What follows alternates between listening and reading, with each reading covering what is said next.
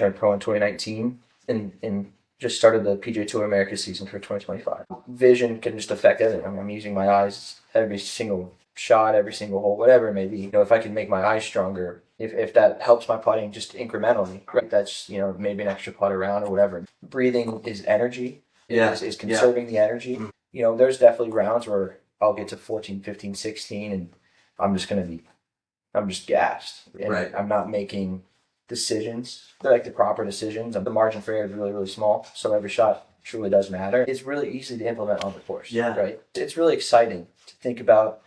There's this whole other world that's right here, that if we can kind of tap into this, you know, the sky's the limit. If you can lock it in internally, it'll, even if it saves one or two shots, like I was saying, those margins for errors are so small that, you know, the difference between, you know, getting your card and not could be one or two shots at the end of the year. I've worked with a metronome and a cadence at some point, and the breath itself can be its own cadence. And I think almost just taking those thoughts out, and it's just, you know, like you said today, I've been doing this for 20 plus years now already. Yeah.